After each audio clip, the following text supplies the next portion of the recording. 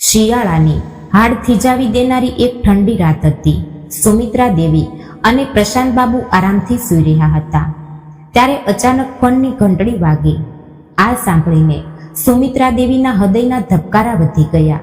તેમણે જોયું તો રાતનો 1 વાગ્યો હતો. આ પહેરે ફોનની ઘંટડી જાણે મોતનો સંદેશો લઈને આવી હોય એવું લાગી રહ્યું હતું. અને તેમના મનના કોઈ ખૂણામાં એક અજાણ્યો ડર પોતાની જડો જમાવા લાગ્યો હતો. તેમણે ફોન ઉપાડ્યો અને સામેથી આવતા શબ્દોએ તેમના કાન પર એવી અસર કરી કે જાણે કોઈ ઉકળતો લાવા સીધો તેમના આત્મામાં રેડી દીધો હોય. તે ક્ષણે તેમના મનને જે આઘાત લાગ્યો તેનું વર્ણન કરવા માટે દુનિયાનો કોઈ શબ્દ પૂરતો નહોતો. તેમનું આખું અસ્તિત્વ જડ થઈ ગયું, જાણે શરીરમાં જીવ જ ન હોય. તેમની પથ્થર જેવી આંખો નિર્જીવ બનીને સામેના દરવાજા તરફ ટકેલી રહી. તે થોડી ક્ષણો સુધી મૂર્તિની જેમ સાંભળતા રહ્યા અને પછી તૂટેલા અને આશ્ચર્યચકિત અવાજમાં માત્ર એટલું જ બોલી શક્યા, ના, તે અહીંયા તો. અને આ વાક્ય અધૂરું જ રહી ગયું. મોબાઈલ તેમના નિર્જીવ હાથમાંથી છૂટીને જમીન પર પડી ગયો અને સુમિત્રા દેવી ત્યાં જ શક્તિહીન થઈને જમીન પર ઢળી પડ્યા. અરે સુમિત્રા, ઉઠ! શું થયું? કોનો ફોન હતો? બોલ સુમિત્રા, મારો જીવ નીકળી રહ્યો છે, ગભરાયેલા અવાજે પ્રશાંત બાબુએ કહ્યું.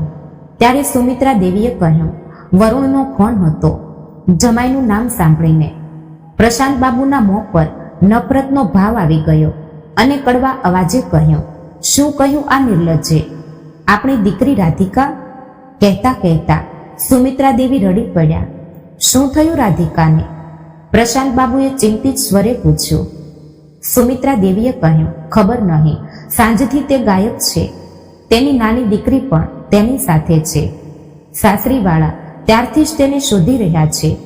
તે માત્ર એ પૂછવા માટે ફોન કર્યો હતો કે તે પિયરમાં તો નથી આવીને? રાધિકા ગાયબ છે પણ તે અહીંયા નથી આવી તો ક્યાં ગઈ? કહેતા કહેતા પ્રશાંત બાબુનો અવાજ ભરાઈ આવ્યો. તે ખૂબ જ ખરાબ રીતે ગભરાઈ ગયા. ત્યારે સુમિત્રા દેવીએ કહ્યું, કોણ જાણે ક્યાં હશે, કઈ હાલતમાં હશે. મેં તમને કેટલી વાર કહ્યું હતું કે આપણી દીકરી ખૂબ તકલીફમાં છે. તેઓ તેને દરેક ક્ષણે તડપાવે છે. હવે આપણે તેને ત્યાં રહેવા દેવી ન જોઈએ. તેને અહીંયા લઈ આવો. પણ તમે મારું સાંભળ્યું ક્યાં? તે તેમના અત્યાચારથી ખૂબ દુઃખી થઈ ગઈ હતી. તે તો ફોન પર રડતી પણ નહોતી. ધ્રુસકે રડતા રડતા સુમિત્રા દેવી બોલી રહ્યા હતા. ત્યારે અચાનક તેમને યાદ આવ્યું અને તે પાગલની જેમ ચીસો પાડવા લાગ્યા. તેના ઘરની નજીક તો નહેર છે, ક્યાંક નહેરના પાણીમાં ડૂબીને. ત્યારે જ પ્રશાંત બાબુએ જોરથી કહ્યું, શાંત થા સુમિત્રા, જે મનમાં આવે છે તે બોલતી જાય છે. એવું પણ તો બની શકે કે ત્યાંથી કંટાળીને તે પોતાની કોઈ બહેનપણીના ઘરે ચાલી ગઈ હોય, બહેનપણીની મળવાની ઈચ્છા થઈ હોય અને સાસરિયાવાળાઓએ ના પાડી હોય. તે વિચારીને જાણ કર્યા વિના જ નીકળી ગઈ હોય. કોણ જાણે, કદાચ કાલ સુધીમાં પાછી આવી જશે. આ બધું બોલતા બોલતા પ્રશાંત બાબુ પોતાની પત્ની સુમિત્રાને તો સાંત્વના આપી રહ્યા હતા, પણ મનોમન દીકરીની ચિંતા તેમને પણ કોરી ખાતી હતી.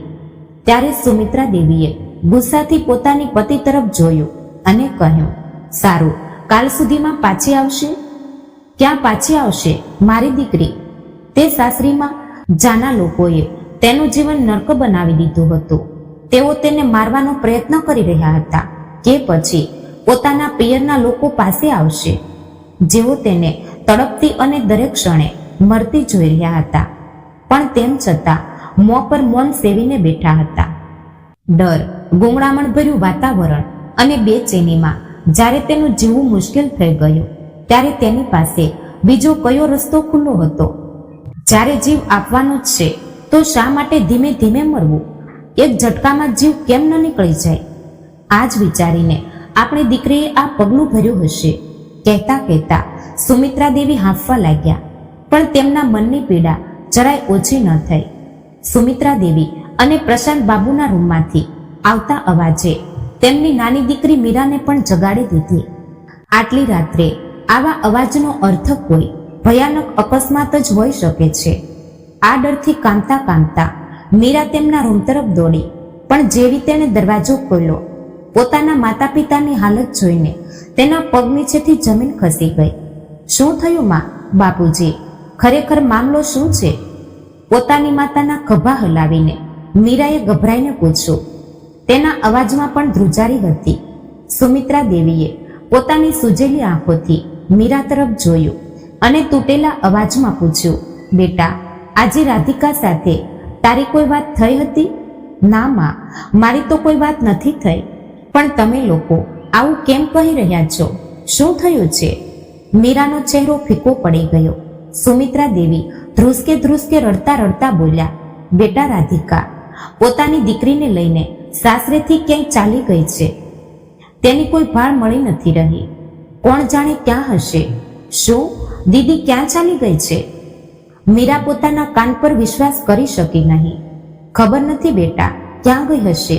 તેની બહેનપણીઓને ફોન કરીને તો જો, કોણ જાણે મારી દીકરી કઈ હાલતમાં હશે. કહેતા કહેતા સુમિત્રા દેવીનો શ્વાસ રૂંધાઈ ગયો. તેમનો શ્વાસ ખૂબ જ ખરાબ રીતે અટકી રહ્યો હતો. મીરાએ તરત જ પોતાના આંસુ લૂછ્યા અને પોતાને સંભાળી. માં, ગભરાશું નહીં. તે દોડીને ટેબલ પરથી ઇન્હેલર લાવી અને માતાના મોં પર મૂક્યું. પછી તેને ટેકો આપીને પથારીમાં સુવડાવ્યા અને તેના માથા પર હાથ ફેરવવા લાગી. માં, તમે તમારું ધ્યાન રાખો, બધું ઠીક થઈ જશે. દીદીને કંઈ નહીં થાય. સવાર થતાં જ હું તેની બધી બહેનપણીઓને ફોન કરીશ. આપણે તેની શોધ કરીશું. ઘરના બધા સભ્યોનો જીવ જાણે અટકી ગયો હતો. પણ આ સમયે રાધિકાને શોધવી સહેલું કામ નહોતું. સવાર થતાં જ ક્યાંક જવું શક્ય હતું. આ તરફ સુમિત્રા દેવી માટે એક ક્ષણ વિતાવવી મુશ્કેલ બની રહી હતી.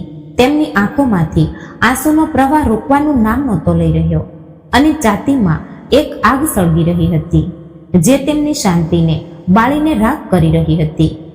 વારંવાર બંધ આંખો સામે તેમની બે દીકરીઓના બાળપણના ચિત્રો કોઈ ફિલ્મની જેમ ફરવા લાગ્યા. તેમને તે દિવસ યાદ આવ્યો જ્યારે રાધિકાએ આ દુનિયામાં પહેલીવાર આંખો ખોલી હતી. ઘરમાં દીકરીનો જન્મ થયો છે તે જાણીને દાદીમાએ તેને ખોળામાં લેવાનું તો દૂર, તેની તરફ જોવાનું પણ પસંદ નહોતું કર્યું. પણ જ્યારે રાધિકાના પિતાએ જબરદસ્તીથી તે નાની જાનને દાદીમાના ખોળામાં મૂકી, ત્યારે દૂધ જેવી સફેદ જાપાની ઢીંગલી જેવી મીઠી દીકરીને જોતા જ દાદીમાનું પથ્થર જેવું હૃદય પણ પીગળી ગયું હતું. તેમનો ચહેરો ખુશીથી ચમકી ઉઠ્યો હતો અને તેમણે તરત જ તે નાની પરીને ચુંબન કર્યું હતું. પછી 2 વર્ષ પછી મીરા આવી. બંને બહેનો માતા પિતાની આંખોના બે તારા જેવી બની ગઈ. એક ક્ષણ માટે પણ જો તેઓ નજરથી દૂર થતી તો સુમિત્રા દેવીની છાતી ધડકવા લાગતી. જો તેઓ બંને આંગણામાં રમતી હોય તો પણ સુમિત્રા દેવી રસોડામાંથી દર 2 મિનિટે બહાર આવીને તેમને જોઈ જતા. જેમ જેમ બંને મોટી થઈ તેમ તેમ તેમને મોટી કરવાની ચિંતા પણ વધવા લાગી. ભણવામાં બંને ખૂબ સારી હતી, પણ રાધિકાનું મન ઘરના કામકાજમાં ક્યારેય નહોતું લાગતું. જ્યારે તે 17 વર્ષની ઉંમરે કોલેજ પહોંચી ત્યારે સુમિત્રા દેવીનો માત્ર એ જ પ્રયાસ રહેતો કે કોઈ પણ રીતે રાધિકાને એક નિપુણ અને સંસારી ગૃહિણી બનાવી દે. તે તેને અત્યારથી સંસારના પાઠ ભણાવવાના ફંદામાં ફસાવવા માંગતી હતી. પણ પોતાના ધૂનમાં રહેતી રાધિકા પોતાની જ દુનિયામાં મગ્ન રહેતી. જેટલી વાર સુમિત્રા દેવી તેને રસોડામાં ખેંચીને લઈ જતી, તેટલી વાર તેનું ચંચળ મન કોઈ નવું સપનું વણવા લાગતું. તે અવારનવાર કહેતી, માં, માત્ર ઘરના કામ જ કેમ? હું પણ તો પપ્પાની જેમ બેગ લઈને ઓફિસે જઈ શકું છું, ખરું ને? પણ સુમિત્રા દેવી પોતાની જીદ પર અડગ રહ્યા. આખરે તેમણે તેને ઘરના બધા કામોમાં નિપુણ બનાવી જ દીધી. સુમિત્રા દેવીને યાદ આવવા લાગ્યું કે જ્યારે રાધિકાએ કોલેજ જવાનું શરૂ કર્યું હતું ત્યારે તેની સુરક્ષાને લઈને તેઓ કેટલા ચિંતિત રહેતા. એક દિવસ રાધિકાને કોલેજથી પાછા ફરવામાં 2 કલાક મોડું થઈ ગયું. ત્યારે સુમિત્રા દેવી બેચેન થઈ ઉઠ્યા. પ્રશાંત બાબુ તેમને સમજાવતા કે કદાચ કોઈ કામ આવી ગયું હશે, તેથી મોડું થયું છે. પણ માતાનું મન ક્યાં માનવા તૈયાર હતું. ક્યારેક છત પર તો ક્યારેક દરવાજા પાસે જઈને ઊભા રહી જતા. દૂરની ગલી સુધી નજર દોડાવતા રહ્યા.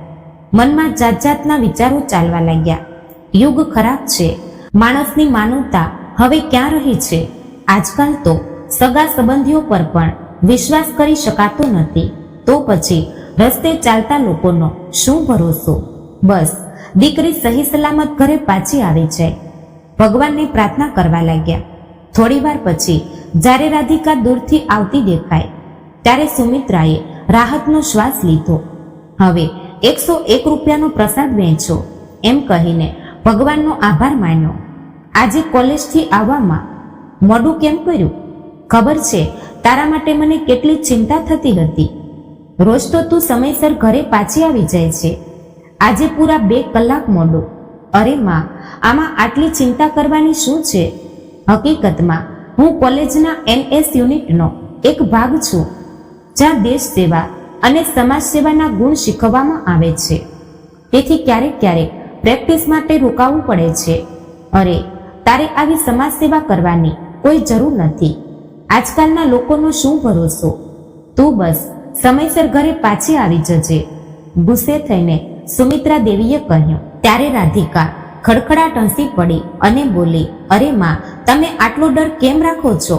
શું હું કોઈ નાની બાળકી છું? આજકાલની છોકરીઓ તો અવકાશ સુધી પહોંચી ગઈ છે.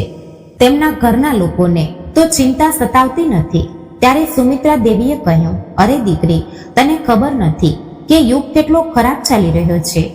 આજકાલ ખબર નહીં કેટલી છોકરીઓ એસિડ એટેકનો શિકાર બની રહી છે. અને દરરોજ અખબારો અને ટીવીમાં જે સમાચાર આવે છે તે જોઈને કઈ દીકરીની માતાને ડર ન લાગે? પોલીસ અને પ્રશાસનની કડકાઈ તો માત્ર કહેવા ખાતર છે. હકીકત તો એ છે કે આજે કોઈના મનમાં પોલીસ અને કાયદાનો કોઈ ડર જ રહ્યો નથી. ગંભીર સ્વરે સુમિત્રા દેવી બોલી રહ્યા હતા. ત્યારે રાધિકાએ હળવું સ્મિત કરીને કહ્યું, માં, તમે તો કારણ વગર આટલા બધા વિચારો કરીને ડરો છો. અમારી કોલેજમાં તો એવી છોકરીઓ પણ છે જે અન્ય શહેર અને ગામડામાંથી આવે છે. બાકી બધાની વાત હું નથી જાણતી. મને તો મારી પોતાની દીકરીની ચિંતા છે.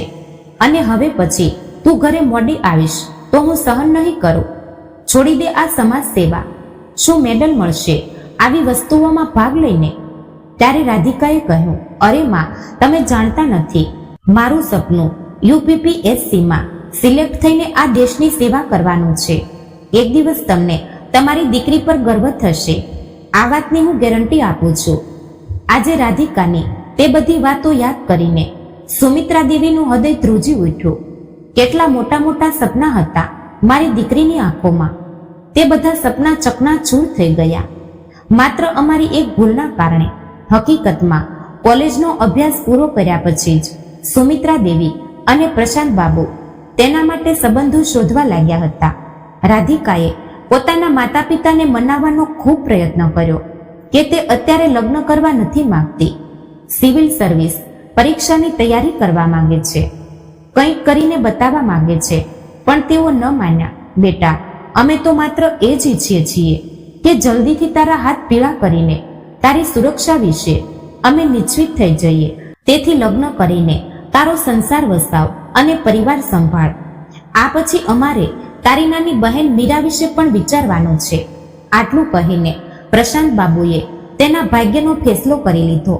રાધિકાના પિતા પ્રશાંત બાબુ, જે પોતાની દીકરીઓના ભવિષ્ય વિશે હંમેશા ચિંતિત અને સતર્ક રહેતા હતા, તેમણે ઘણી આશાઓ સાથે રાધિકા માટે વરની શોધ શરૂ કરી હતી.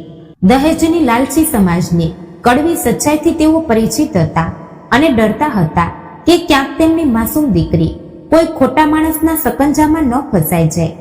તે ખૂબ જ સાવધાનીથી પગ મૂકી રહ્યા હતા. ત્યારે જ એક વચેટિયા દ્વારા વરુણનો સંબંધ આવ્યો. વરુણના પરિવારને ખાનદાની ધનવાન કહેવામાં આવ્યો હતો અને સૌથી મોટી રાહતની વાત એ હતી કે તેમણે દહેજની કોઈ માંગણી રાખી નહોતી. આ સાંભળીને પ્રશાંત બાબુએ એક લાંબો રાહતનો શ્વાસ લીધો હતો. તેમણે વરુણના માતા પિતાને સ્પષ્ટ શબ્દોમાં કહ્યું, અમે દહેજ પ્રથાના સખત વિરોધી છીએ. ત્યારે વરુણના પિતાએ ખૂબ જ વિનમ્રતાથી જવાબ આપ્યો, અરે ભાઈ સાહેબ, અમારા માટે તો પુત્રવધુ પોતે જ દહેજ છે. અમે પણ આ જૂની અને સડેલી વાતોમાં વિશ્વાસ રાખતા નથી. અને એમ પણ ભગવાનની દયાથી અમારા ઘરમાં કઈ વસ્તુની કમી છે. એક પિતા પોતાની દીકરીને પોતાની ખુશીથી જે કંઈ આપવા માંગે તે આપે, પણ અમારી તરફથી કોઈ માંગણી નથી. બસ અમે એટલું જ ઈચ્છીએ છીએ કે લગ્ન જલ્દીથી 15 દિવસની અંદર થઈ જાય. વરુણના પિતાની આ મીઠી મીઠી વાતો સાંભળીને સુમિત્રા દેવી અને પ્રશાંત બાબુનું મન હળવું થઈ ગયું, જાણે માથા પરથી કોઈ મોટો બોજ ઉતરી ગયો હોય. તેમણે ખુશીથી સંબંધ પાકો કરી દીધો, પણ આ સોનેરી સપના પર કાળો પડછાયો પડવાનો શરૂ થઈ ગયો. ઠીક શકુનના કાર્યક્રમમાં એક દિવસ પહેલા વચેટિયાનો ફોન આવ્યો, જેની વાત સાંભળીને પ્રશાંત બાબુના પગ નીચેની જમીન ખસી ગઈ. જુઓ ભાઈ સાહેબ, એમ તો તમે બધી વ્યવસ્થા સારી કરશો, વચેટિયાએ મીઠી વાતોમાં ઝેર ઘોળતા કહ્યું, પણ છોકરાવાળા એટલું જ ઈચ્છે છે કે સંબંધીઓમાં તેનું નામ ઊંચું રહે.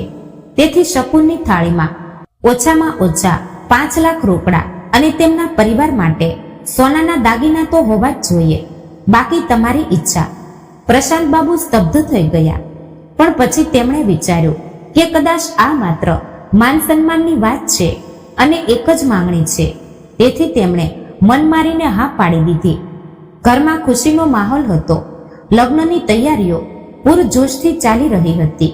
ત્યારે જ લગ્નના 3 દિવસ પહેલા છોકરાની માતા, જે અત્યાર સુધી ખૂબ જ સમજદાર દેખાતી હતી, તેણે પોતાનું અસલી રૂપ બતાવ્યું. તેમણે ફોન પર ખૂબ પ્રેમથી કહ્યું, બહેન, અમે ઈચ્છીએ છીએ કે તમે સગા સંબંધીઓને જે કપડાં આપો તે બ્રાન્ડેડ હોય અને સાડીઓ ઓછામાં ઓછી 5-7 હજારની હોવી જોઈએ. આ અમારી ઇજ્જતનો સવાલ છે. સુમિત્રા દેવી અને પ્રશાંત બાબુને આઘાત તો લાગ્યો, પણ દીકરીની ખુશી અને સમાજના ડરથી તેમણે કોઈ વિરોધ કર્યો નહીં.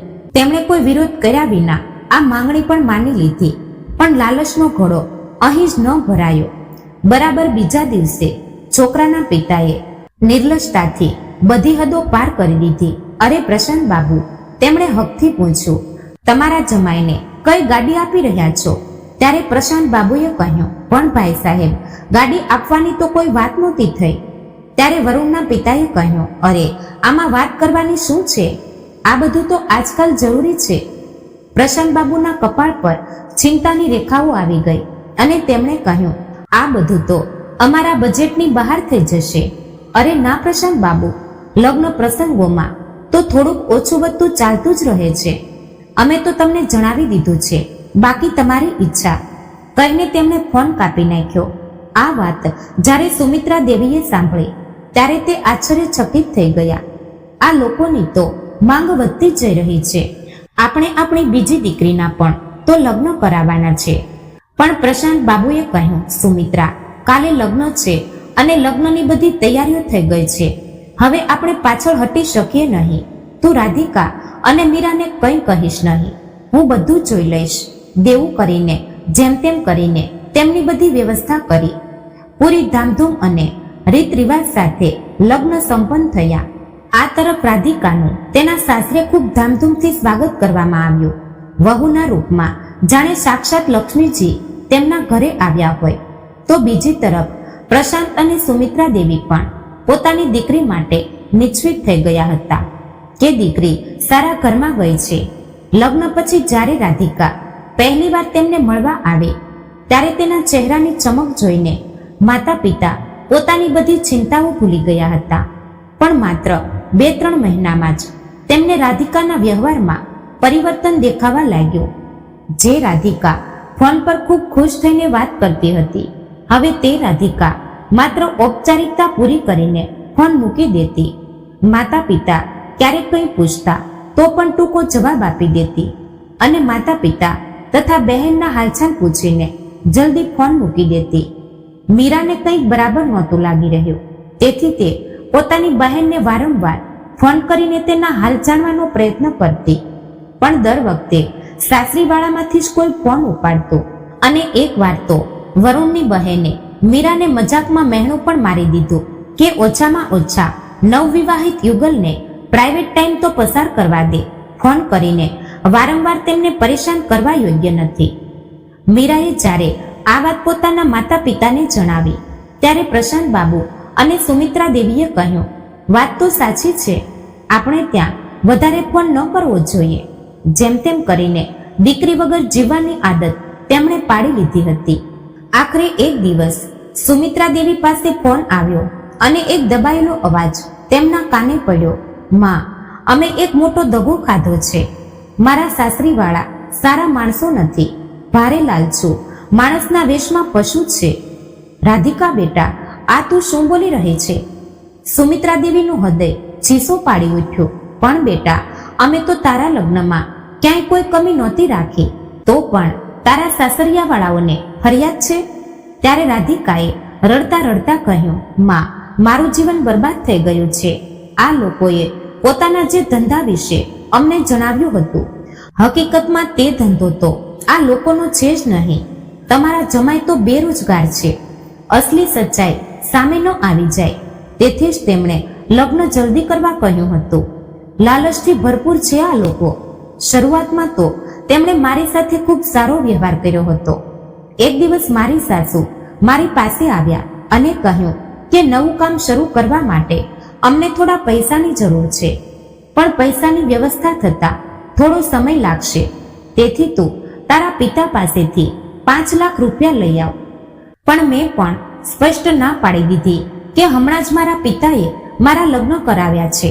પોતાની ક્ષમતા કરતા વધારે તેમણે લગ્નમાં ખર્ચ કર્યો છે. હવે હું તેમને પૈસા આપવા માટે કેવી રીતે કહી શકું? ત્યારે સાસુમાએ કહ્યું, અમે ક્યાં કાયમ માટે માગી રહ્યા છીએ, ઉધાર તરીકે સમજીને આપી દે.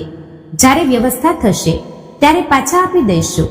તે સમયે વરુણ પણ મારી પાસે આવ્યા અને કહ્યું, રાધિકા, હવે તું આ ઘરમાં રહે છે, તારે તારા પિતા કરતા વધારે પોતાના ઘરની ચિંતા હોવી જોઈએ. કોઈ પણ સવાલ કર્યા વિના તું તારા પિયર જઈને પૈસા લઈ આવ. પણ માં, મેં પણ કહી દીધું કે હું મારા પિતા પાસે ક્યારેય પૈસા નહીં માંગુ, ભલે જે થાય તે. બસ આ વાત પર જ તે લોકો મારા પર ગુસ્સે થઈ ગયા છે. રાત દિવસ મને તકલીફ આપે છે. ન તો મને ઘરની બહાર નીકળવા દે છે, ન તો ફોન પર વાત કરવા દે છે કે ક્યાંક હું કોઈને કંઈ કહી ન દઉં. પોતાની વાલી દીકરી રાધિકાની તકલીફ સાંભળીને સુમિત્રા દેવીનો જીવ જાણે ગળામાં આવી ગયો.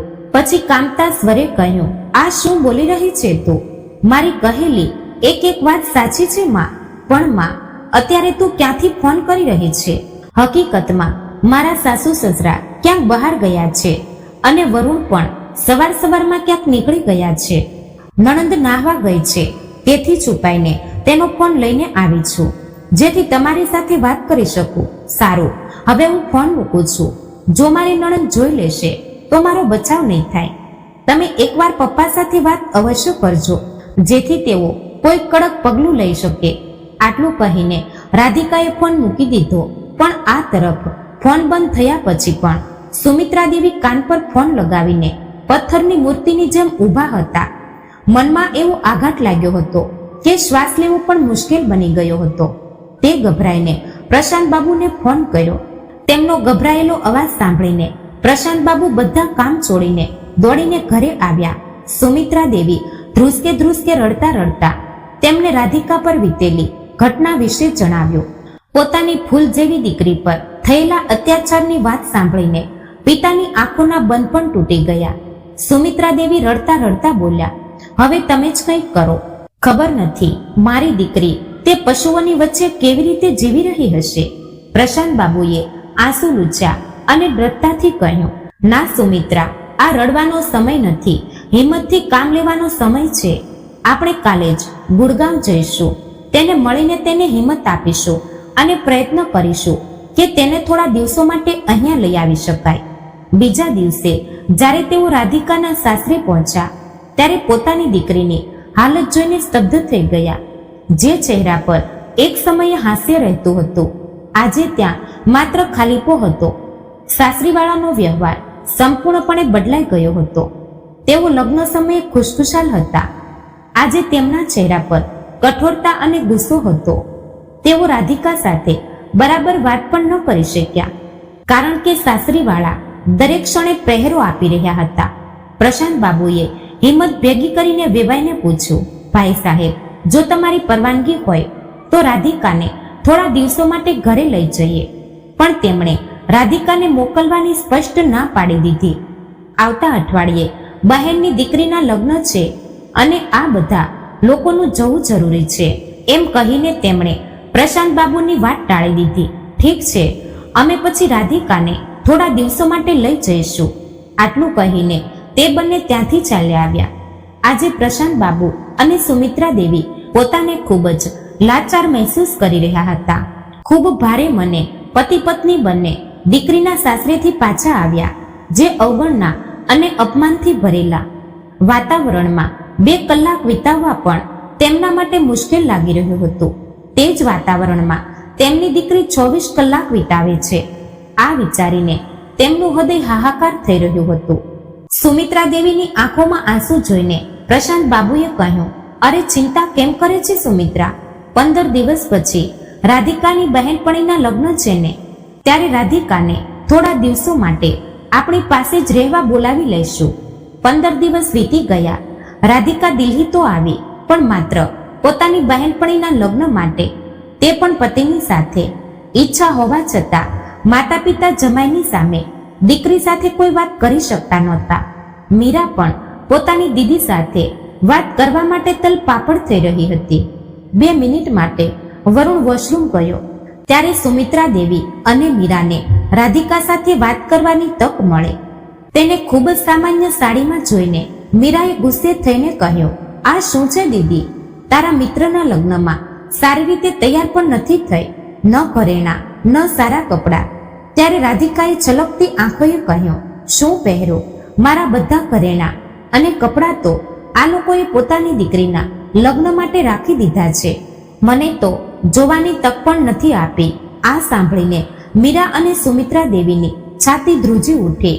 પછી તેમણે કહ્યું, પણ બેટા, અમે આપેલો સામાન તારા ઘરે ન જોયો, તે શું થયું?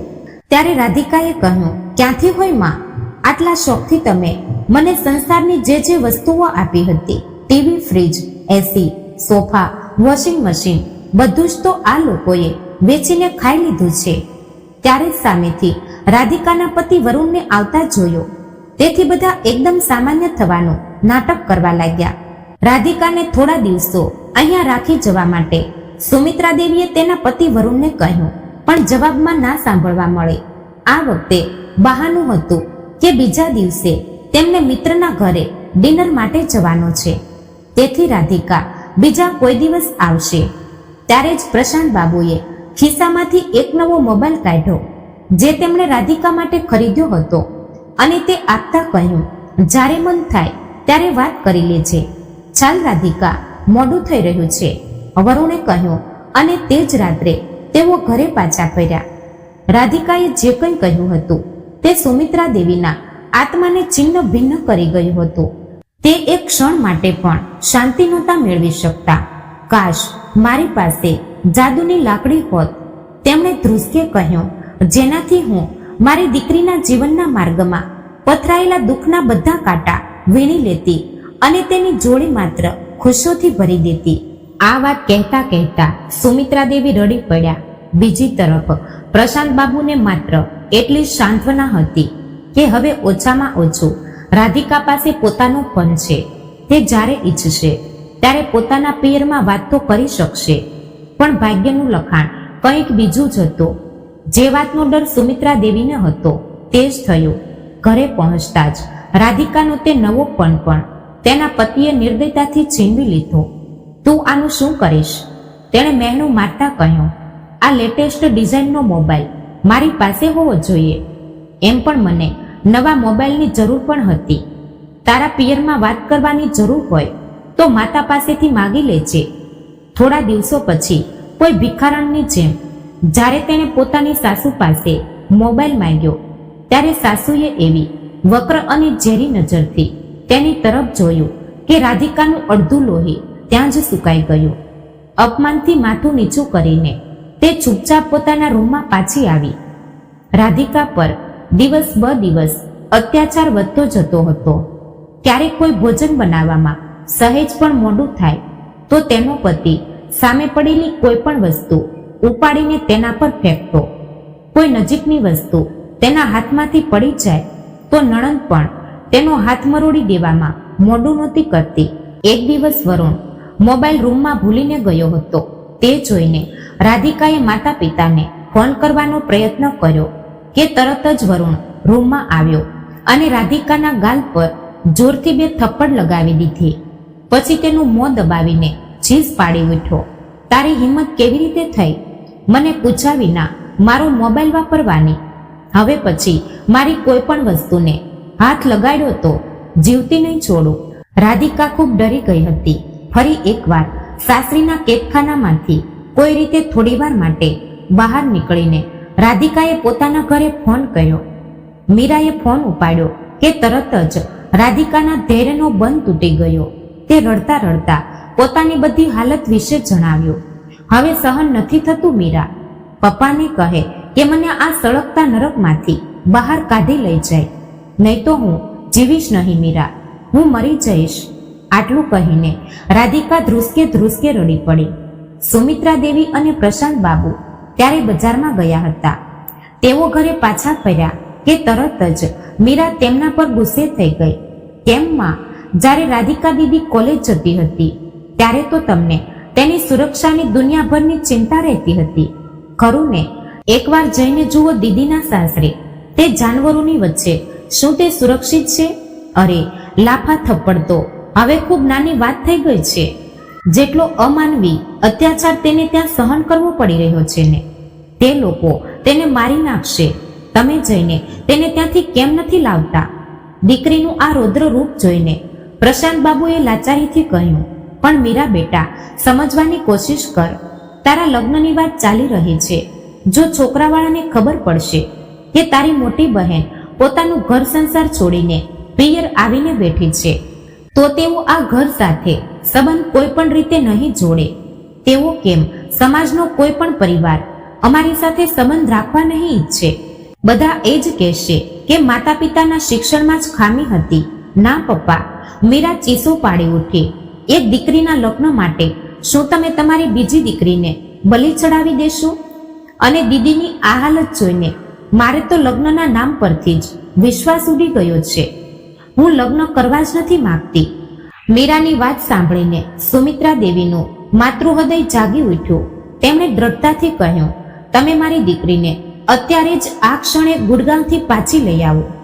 જો તેઓ ન મોકલે તો જબરદસ્તી ખેંચી લાવો, પણ આ ખોટા માન સન્માન અને સમાજના ડરથી હું મારી ફૂલ જેવી દીકરીની કુરબાની નહીં આપી શકું. ત્યારે પ્રશાંત બાબુએ તેને સમજાવ્યા, સુમિત્રા, મારી વાત સમજવાની કોશિશ કર. ગુસ્સામાં નિર્ણય ન લે. હજી થોડા મહિનાની જ તો વાત છે. જ્યારે રાધિકાના ખોળામાં એક નાનું બાળક રમશે ત્યારે સાસરીમાં તેનું સ્થાન અને માન સન્માન આપોઆપ બની જશે. મને પૂરો વિશ્વાસ છે. અને બાળક થયા પછી પણ જો તેઓ ન સુધરે તો હું કસમ ખાઉં છું, હું આખા જાત બિરાદરીને તેમના ઘરે ભેગા કરીશ. સમાજમાં પોતાનું થૂક ઉડાડતા જોઈને તેમને માથું નમાવું જ પડશે. તે સમયે મામલો શાંત થઈ ગયો. થોડા દિવસો પછી રાધિકાએ એક સુંદર દીકરીને જન્મ આપ્યો. પણ દીકરીનો જન્મ થયા પછી સાસરીવાળાની નજરમાં તે વધુ અપરાધી બની ગઈ. હવે તો ગમે ત્યારે તેની સાસુ પોતાના દીકરાના બીજા લગ્ન કરાવવાની ધમકી આપવા લાગી. જો આ ઘરમાં રહેવું હોય તો તારા પિતાને કહીને તાત્કાલિક પૈસાની વ્યવસ્થા કર, રાધિકાની સાસુએ કહ્યું.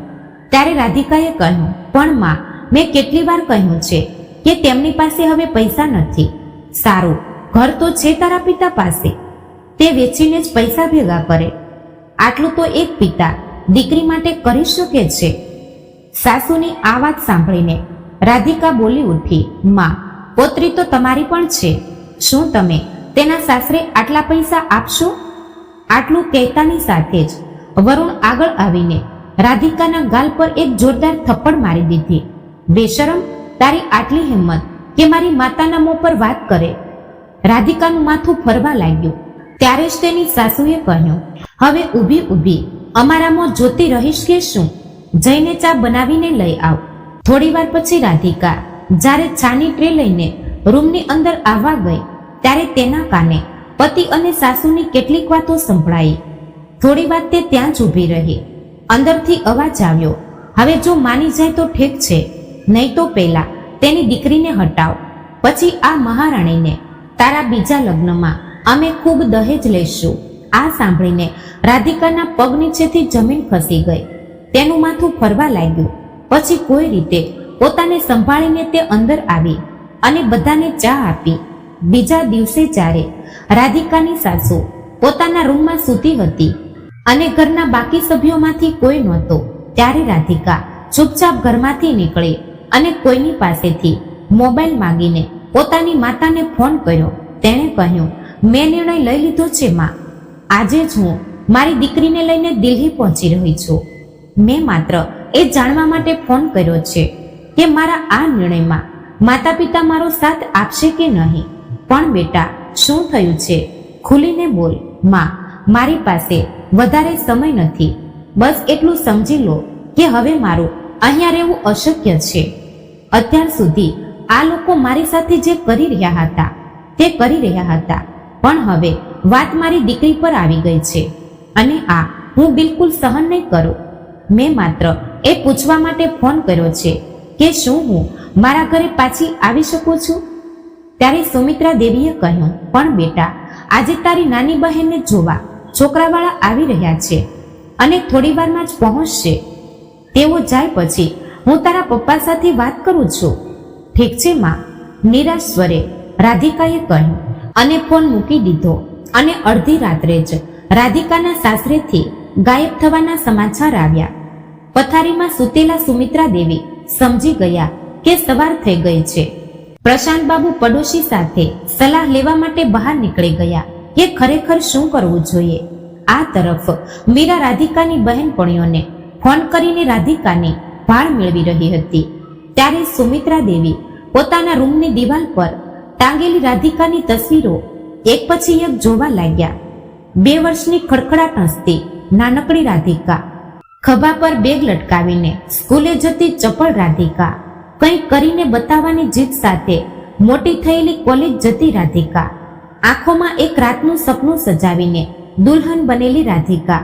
પછી અચાનક તેમની આંખો સામે એક ન દેખાયેલું ચિત્ર તરી આવ્યું.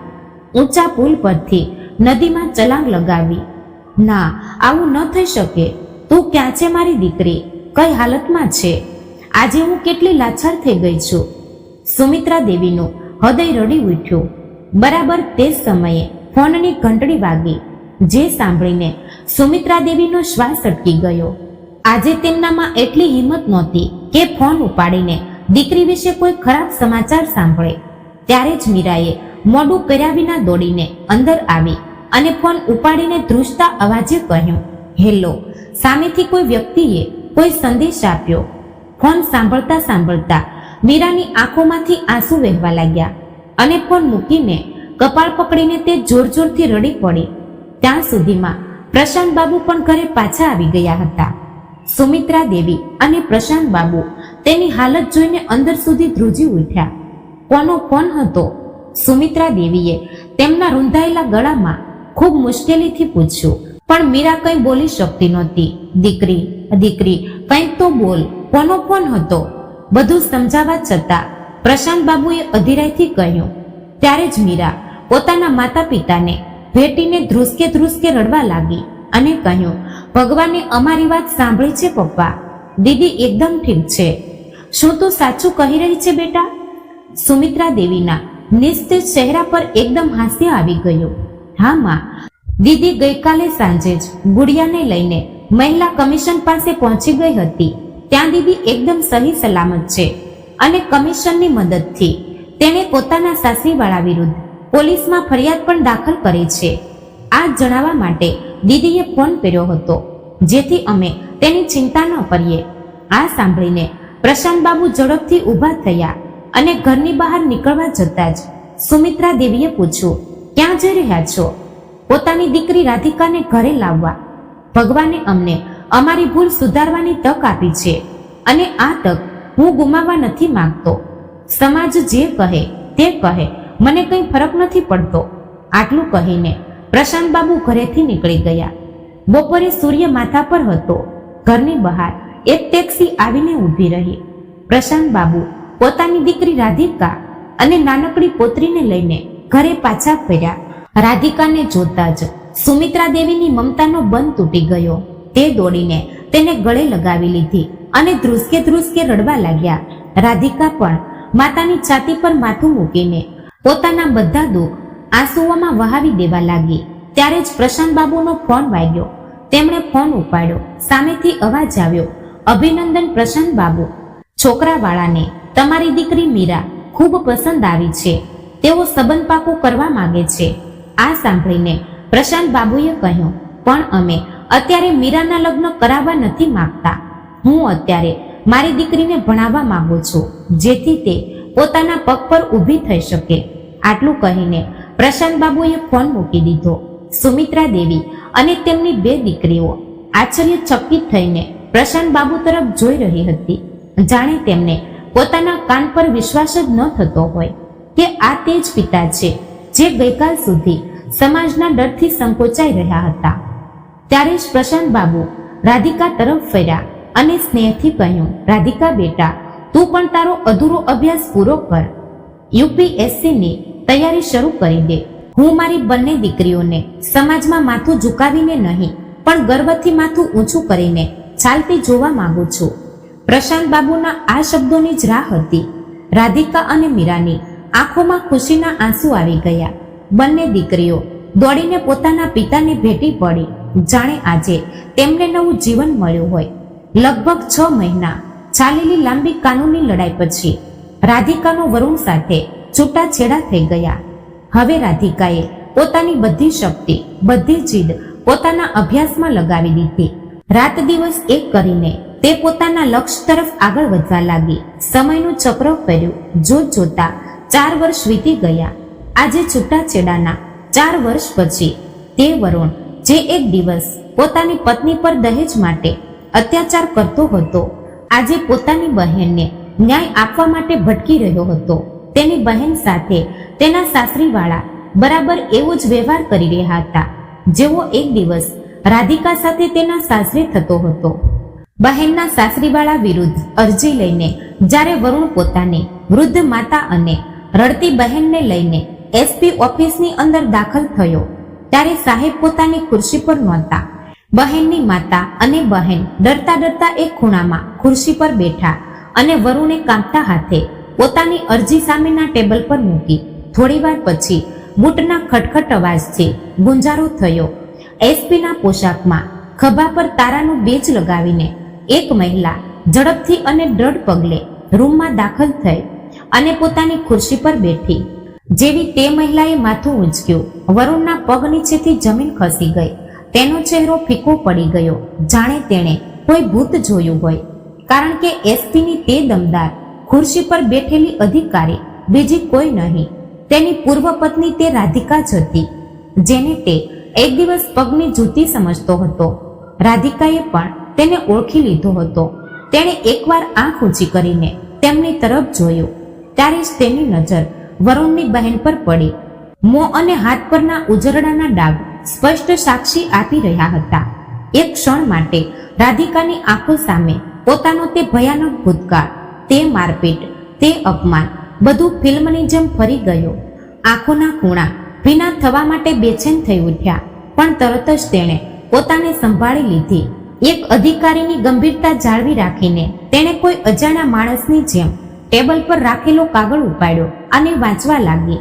આ તરફ વરુણ અને તેની માતાની હાલત એવી હતી જાણે શરીરમાં લોહી જ ન હોય. શરમ અને ડરથી તેમની આત્મા કાંપી રહ્યા હતા. ત્યારે જ રાધિકાએ ફાઇલ પરથી નજર હટાવીને સીધું વરુણની આંખોમાં જોયું અને વ્યંગ મિશ્રિત ગંભીરતાથી કહ્યું, દહેજનો કેસ. બહેનને મારવામાં આવે છે અને પિયરથી પૈસા લાવવા માટે દબાણ પણ કરવામાં આવે છે. આવી વાતો તો આજકાલ રોજ સાંભળવા મળે છે, ખરું ને મિસ્ટર વરુણ? તીક્ષ્ણ નજરથી જોતા રાધિકાના આ પ્રશ્ને વરુણને અંદર સુધી વીંધી નાખ્યો. તે પરસેવાથી ભીંજાઈ ગયો. શરમના ભારથી આંખો નીચે કરીને તેઓ ત્યાંથી ઉઠીને ચાલ્યા ગયા. પોલીસ કોન્સ્ટેબલે તેમને પાછળથી બોલાવ્યા, પણ તેઓએ પાછળ ફરીને જોયું નહીં. તો મિત્રો, અંતે રાધિકાના સાસરીવાળા સાથે જે થયું તે શું યોગ્ય હતું? તો મિત્રો, આ વાર્તા કેવી લાગી તે કોમેન્ટ બોક્સમાં જરૂર જણાવજો અને પસંદ આવી હોય તો ચેનલને લાઈક, શેર અને સબસ્ક્રાઇબ કરી દેજો, જેથી અમારા દરેક નવા વિડીયોની માહિતી સૌથી પહેલા તમને મળતી રહે. તો ફરી મળીશું એક નવા વિડીયો સાથે. ત્યાં સુધી આપ સૌને જય શ્રી કૃષ્ણ, રાધે રાધે, હર હર મહાદેવ.